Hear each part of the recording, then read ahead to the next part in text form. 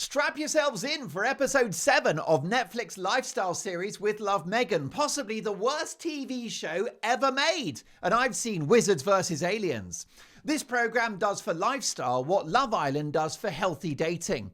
And Meghan's hot date in this penultimate episode, as we limp towards the finish line of series 1, is the very engaging Vicky Tse, a skincare guru who has likely never encountered a customer with a hide as thick and impervious as her host Meghan, who, as we've discovered in this surprisingly revealing show, has the self-awareness of a bag of cement and a grin nearly as fixed and solid.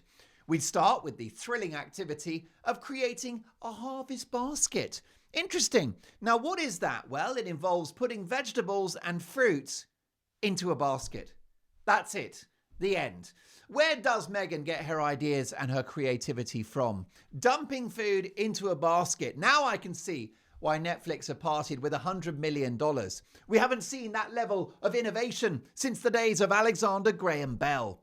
And Meg is not phoning this one in, as she points out that she's going to put some lavender in the basket alongside the other vegetables, but safety first. She's going to tie a bow on the lavender and label it lavender so that no one tries to cook it in their pasta. Now, her guest is a multi-millionaire, an entrepreneur. Unless she's recently had a lobotomy, which would explain why she said yes to coming on this show, I think she'll know not to cook an inedible plant. At one point, Meghan gets real and says, now I acknowledge that we don't all have a garden like this. She says, I fully recognise that. She says, I didn't grow up with a garden like this, thereby casting herself as the ordinary girl from humble origins. Now, is this an honest revelation or an apology for her now untold wealth and privilege? Either way, it's a strong signal of her virtue to the viewers, and it won't work. Now, like an episode of Downton Abbey, you can enjoy the opulence of Meghan's life as seen through the lens of this TV show, no problem. But you can't have it both ways. You can't live in a mansion that contains more marble than the Italian Alps and yet pretend that you're still basically one of us. Even her past sounds more privileged than she's willing to admit. In one sentence saying that the family grew up with very little, before revealing that she flew around the world with her travel agent mother. After putting food from the house into a basket and calling that a gift, it's time now for the recipient to arrive, but not after another extraordinary culinary breakthrough, in which Meghan decides to position the mint leaves alongside the lemon, because wait for it, you could have those in a cup of tea. Wow! I can't lie, this puts the splitting of the atom in the shade. She finishes the job with a box of eggs, which inexplicably bear the name of her son Archie. That poor kid is already a marketable brand. Meghan then announces, there's your harvest basket. Well, Meghan is the basket case, only rescued by the arrival of Vicky, who bursts into the kitchen with a sunny energy and a deep warmth. At one point, Meghan says to her crew, all right, gang, shall we make a show? The answer to which must surely be please no. Meghan wants to welcome her guest with a welcome offering. And what is Meghan's latest groundbreaking creation? Well, she's been to the shop and bought some croissants, upon which she will dump some more of her incessant jam. If only you and I had thought of putting jam on a croissant. I guess that's why we need this show. An episode of With Love Meghan will never be complete without an attack on her guest. And Meghan angrily questions her guest's taste in coffee, given that Vicky likes sweet, creamy milk in the coffee. She dismisses Vicky's beverage choice as custard coffee. Isn't that rude? In fact, we're told when she's offered coffee at Vicky's house, she normally says no because, and I quote, it's not really my thing. It's not really my thing. Ooh, it's not really my thing. Ah! Meghan sets to work making this hated creamy coffee recipe through gritted veneered teeth.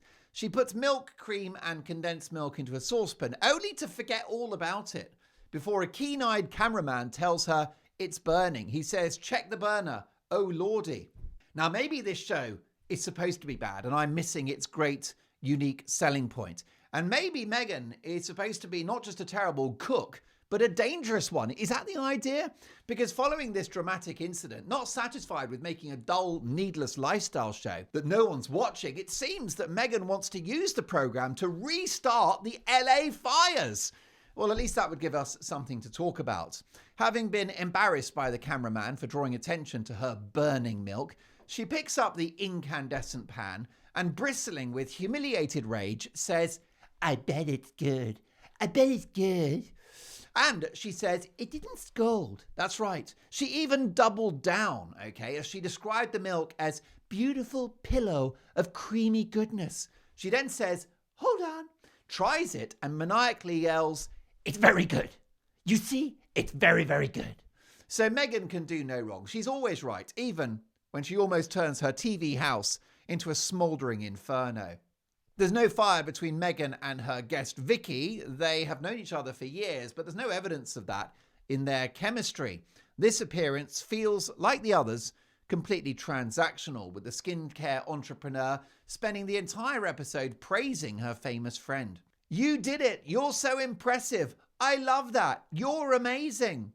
And responding to this barrage of praise, rather than saying, "Oh no, I'm not," like any normal person would, Meghan simply replies, "Thank you. Thank you. Thank you." Well, no one will thank Meghan for episode 7 of this dreadful series. Now, in the 1960s, NBC, the revered TV network, used to destroy master recordings of classic TV shows like Johnny Carson to save money. What I wouldn't pay for Netflix to bring back this tradition so future generations are not assaulted with this mind-numbing torture. Where are Russian hackers when you need them most? Boys, I'll send you the money myself. Now, early in their exchange, Vicky revealed that she used to work at Starbucks and was left with a job of taking the bins out. Not seeking to be outdone for her real-world experience, Meghan proudly interrupts the story and crashes in to announce that she used to work in a bar in Chicago. Can you imagine? Poor Meghan. So let's go through her history. She had a moderate-sized garden growing up. She served alcoholic drinks to the public, and she accrued more air miles than Richard Branson, courtesy of her travel agent mother. This really is a tale of redemption, isn't it? Talk about rags to riches. Cinderella, eat your heart out. What's interesting is that when Meghan says she used to work in a bar, Vicky innocently and quite naturally just says, "Really?" And the defensive Meghan, who lives in a permanent fear of being fact-checked, said, "I worked in a bar. Yes, I did." And this is the problem with Meghan's history of intermittent honesty. It means that even when she's telling the truth, none of us, including long-standing friends, can be sure. She manages to squeeze in the fact that she was a double major at university whilst doing this bar job. Completely not relevant, but absolutely essential for this self-aggrandizing narcissist. At one point, with an eye-watering lack of irony, Meghan credits her friend as having taught her that if you break something that's precious and valuable, it's not broken, but that fracture actually makes it more beautiful. Who knew, therefore, that Meghan wrecking Harry's life by turning him against his family, the monarchy, and his own country was actually a great thing to do? "Things which are perfect aren't beautiful," says Vicky. "Things which have been dropped and put back together are beautiful," is what her guest says. At which point, reflecting on the biographical nature of that idea, Meghan looks like she's about to burst into tears. As am I, after another 33 minutes of this televisual ordeal. My review of the final episode of the series is coming, and there's a rumour it features Prince Harry. I can barely contain my excitement. See you then.